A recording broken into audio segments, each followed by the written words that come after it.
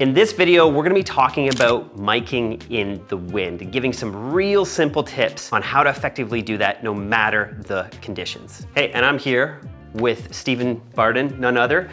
Fun fact, Stephen taught me in college. I don't think he taught me much. That's why I'm here 15 years later.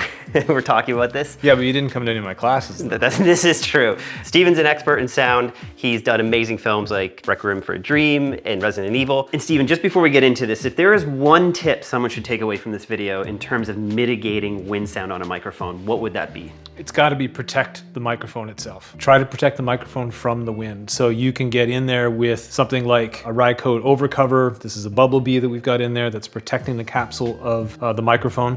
You want to get that protecting the capsule. Then you want to control the wardrobe that the person is wearing. So if you can put that microphone underneath some wardrobe, that's going to protect you as well.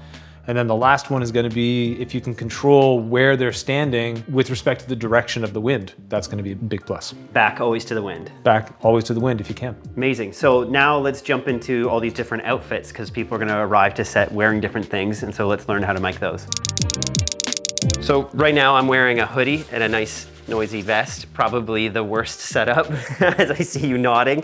So let's, how would we mic this? Let's go about that. So let's go. So I'm gonna bring in Liam, our boom operator mixer, and he's going to get you wired up. And while Liam's doing that, we also have a boom mic. Which is a great strategy. No matter what's happening, you've always got a boom mic that's recording as well. Mm-hmm. And even when you're outside, if you can have a second microphone, be it mounted on the camera, on a pole overhead, always a good idea to have a second mic. And when you're outside with a boom, you can't just have the boom naked, right? Right, so you're gonna wanna have the shotgun microphone, the boom microphone inside a Rycote, and then inside a fox fur as well, if it's really windy out. I call them dead cats, but I guess we're not allowed to say that anymore. I love cats. Cats are great. We'll never die! Just before he's dropping the mic down, what is this? This is called a lav bullet, which attaches to the microphone line, and it's really heavily weighted. So Liam's gonna pop it down inside your shirt, and because of the weight to it, it's gonna just fall over. Oh, okay, so the mic doesn't just get stuck. You got it. Okay, so I'll hold my shirt for you, and then just drops. And there, it popped right out. What mic is this in here today, Steve? So that is the Sanken COS 11, and that is inside an RM11 rubber mount. Amazing. And you have a little 3M Rycote. It's a Rycote overcover. Yeah, I see, I know a few things. And this will, can I peel it? Go ahead. That will stick to most skin or clothing? Clothing. Clothing only, Yep. Okay, there you go. What's the strategy right now? What are you looking to do? So we're always going to be worried about the microphone itself rubbing up and down against clothing. You've talked about that in your other video with Dane, so that's still true. And the second thing is we want to get it at least behind one layer of clothing so that the wind has a layer of clothing that it's got to work through. So right now we've just created, this is our first tip, is just using clothing as your natural barrier. That's right. What's the advantage and disadvantage of this? The advantage is that it's completely invisible. The disadvantage is because we're under a layer of clothing, you might start to get a little bit of muffling on the dialogue itself. Okay, yeah, so if I'm touching my shirt, yeah, that's happening. So this is a hidden mic. Hidden microphone, and it's underneath one layer of clothing, and the sweater that you're wearing is going to do a good job of cutting the wind noise. What about this? Would you ask me to take this off? Probably, hey? It depends on how much action you're gonna be doing. Like if you're just standing there, just like this, probably gonna be totally fine. Yeah. But if you're gonna be moving around, if we're gonna be doing a walk and talk and that's gonna be rustling a lot, I might ask you to take it off. My tip, if you're not sure, is it depends the setting. If you're doing a fashion shoot and this is an item that they need for the shoot, you can't have it taken off. If it's a celebrity or someone famous, sometimes they might be a bit more fickle for that. If we're outside, I might be wearing a puffer coat, so why don't we get to that? We're gonna now mic a jacket. Funny, I actually do have a mic on so that everyone can hear me. It's stuck to my chest hair right now. Oh, that feels warm. Do you recommend, what do you do in that? I'm actually curious. Do you just ask the person to shave or what? Because I'm not looking forward to ripping this off. It's just kind of part of the, it's Part of the biz? part of the biz, right? Kelly Clarkson! So, we're in the puffer jacket now. We're outside. This is common, right? Right, so puffer jackets are really common. They look great, they're really warm, but they sound terrible. So where are you gonna put the mic here? So what we're gonna do is we're going to go, we're gonna zip you up. Okay. we're going to use something that's really fun. We call it snot tape. We're going to attach the capsule to the zipper. And the nice thing on that is that the zipper is then adjustable up or down. Oh, crazy. You're actually going to attach the mic to... Right? Let's do that. And then we're going to put a furry overcover, again, a Rycote furry overcover on top of that to help with the wind. Amazing. Here comes Liam. He's going to do that. Lav bullet again. So that's going to drop down. I'll catch that. I mean, does the sound guy catch it, hey? Yeah, always. Or the sound woman. Yep. Sound person. So I've actually, I'll shut up, but didn't know, I've never actually had this. This is attached to the zipper. In all my documentary career, I haven't seen this move. The nice thing about it, like I said, is it is adjustable. You can go up and down with it, right? Closer to the mouth, farther away from the mouth. And it's a nice solid piece of material for it to be attached to. Okay, so we talked about attaching the microphone to the zipper. What we're going to do now, instead of attaching it to the zipper, is we're actually going to stop the zipper from moving with another piece of snot tape. Okay. This also quiets the zipper down. So sometimes if the it's wind, yeah, if the wind picks it up, that'll quiet that down as well. I was gonna say dingling, but that's like dangling and ringing together, but I think that's a new word. You don't want your zipper to be dingling in the wind. That's there in the jacket. That's right. And the beauty part about this is with that furry overcover that's on top of that, the jacket is gonna stop the wind, but the furry overcover is gonna stop the wind as well. So it's like double protection against the wind. When you actually look at that photo, you can see that the furry overcoat on the Rycote is pushed up against my shirt, and I'm assuming, Stephen, that helps reduce any of the friction that a mic would have against fabric. Just like Dane said in your earlier video on your channel, anytime that you can reduce the amount of fabric that's rubbing up and down against the mic capsule itself, it's always gonna make it quieter. Amazing. And as you can hear from me right now, I'm moving around. You're gonna hear a bit of the jacket naturally, but you're not hearing any rustle of fabric. So, beauty. That's correct, right, Liam? Yeah, you're giving thumbs up on that? It doesn't. I was just making an assumption. We're not actually ask the sound person. Hey, do you hate wasting time? Because so do I. You know what I also hate is having to import stock footage, or a template for that matter, and then finding a place for it on my computer and then importing into Adobe Premiere. And just by the time I'm done, it's like I have 3 new folders. And anyways, you know the hassle. That's why I'm actually really excited about today's ad read. Storyblocks has introduced this new plugin to their software. And for us doing these YouTube videos, we're constantly adding in new lower thirds and new graphics, and their plugin interfaces right into your editing software. So you can search their entire music library, their video library, and my favorite part is you can get all of their templates, their motion graphics, and just import them directly into your timeline. So there's no worrying about downloading, remembering passwords, or having to leave the software. We used it on this project, and I think our editor Santi liked it. Right, Santi? You know, I like it so much that I have now time to come to the beach. In the middle of the winter though. Can we cut, please? I mean, I'm feeling so cold right now. Another thing which I truly appreciate about Storyblocks is their flexible subscriptions. You don't have to do a year. You can actually get just a monthly subscription and download what you need for that month, depending on what's happening in your bank account. And it's unlimited use and royalty free. So if you have the plugin, you can just drag it to the timeline and that's it. It's really handy. They're saving a ton of time. I'll put a link below to check that out. And I am going to get back to some important business. So Stephen, we've done a hoodie, we've done a jacket now. What's the next piece of clothing that you see in the winter?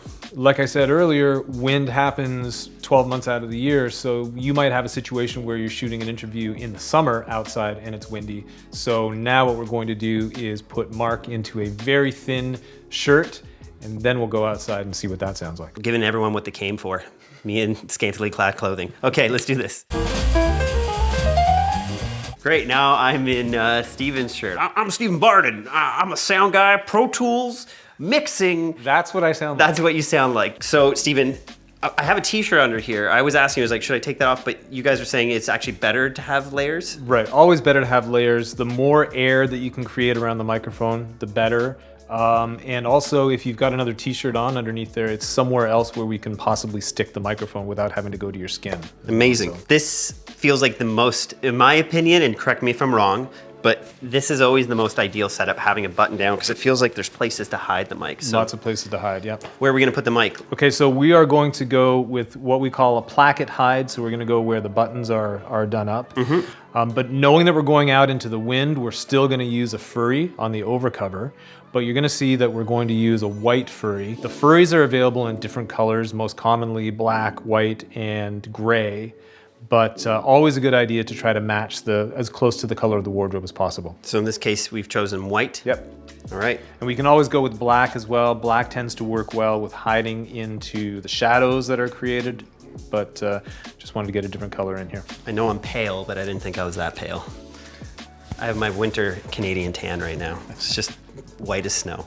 This is the DPA 4060 that we're using. It's a furry white overcover, and it's got the Rycote overcover sticky on there as well. But if, these are quite expensive mics that sound amazing. If people are using perhaps more affordable microphones, do these principles still apply? Every principle applies. Okay. Everything is, regardless of whether it is an expensive microphone, a cheap microphone, whether it's wired or wireless, all the same principles apply. So Liam is now going to stick this where? So we're going right into the placket. So this is the point where the two pieces of cloth around the buttons meet. And generally, how far up? You want to, there's a bit of a chest cavity naturally in people, so you kind of want to put it there. Yeah, exactly. Right kind of at the solar plexus. And we talk about this a bit in The Art of Documentary. We actually have about an hour and a half just on miking. But when it comes to women, you can sometimes go to the bra, That's like correct. the right where it connects. That's right. That's why sometimes it's better to explain to them, to allow them to do that. That's or right. sometimes having a female audio assistant sometimes can be helpful depending the person's comfortability. For sure. So now, What's the point we're making with this? So now we're gonna go outside and you're gonna freeze, but we're gonna hear you really well when you're freezing. Perfect. So I'm out here wearing this thin shirt, and we chose the only day of like the past month where there's zero wind. But I have my lovely friend Stephen Barden here, and he's going to demonstrate the sound of wind with our wafting device. So this is me faced right up against the wind. You can hear pretty decent. And then this is from the side. I don't know if it's any different if you had a crosswind. But one factor we haven't been talking about is just put your person's back to the wind. And now you'll hear there is nothing. This is to the wind and back. Now, my capsule is protected, so we're gonna switch. Okay, now you do me. I will do Stephen, and you can hear how much more noisy this is. But Stephen, turn around. You can hear, if you just turn the person's back to the wind, if you have the control of that on set, this will drastically reduce the sound of the wind. Stephen's gonna waft me some wind here, and you can hear what this sounds like. Give it to me. Give me some good wind. Hurricane. Also, quick note too, because the mic is so well protected from the wind behind my hoodie and with the Rycote cover, you're not actually gonna hear any wind. The only thing you're hearing right now is Stephen's arms moving the material. And then here's from the side. And then it's always best to put their back to the wind, and you'll hear that there is nothing hitting the capsule. What does this sound like, Liam? Is there any wind at all? Nothing, eh? This is the mic behind the fabric right now with, does it have a Rycote, like the furry on it? This is with the furry on it. Let's go real intense here, Mr. Barden. You can hear that. Here's from the side. And of course, when my back is to the wind, you're not gonna hear the wind at all.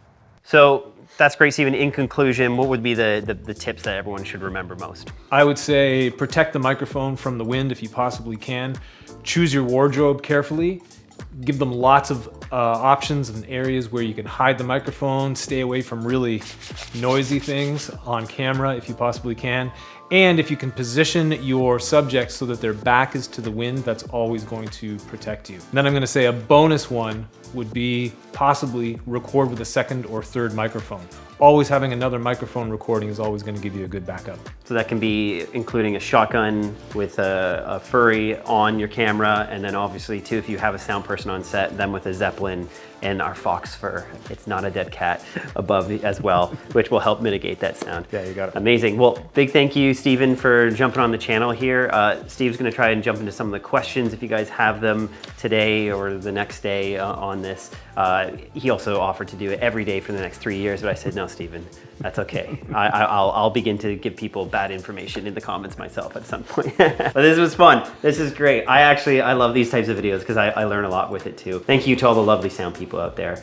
And thank you to all the sound people who are coming to rip me on the comments on this one, because you guys also are like super nerds, but I love you. Okay, see you in the next one.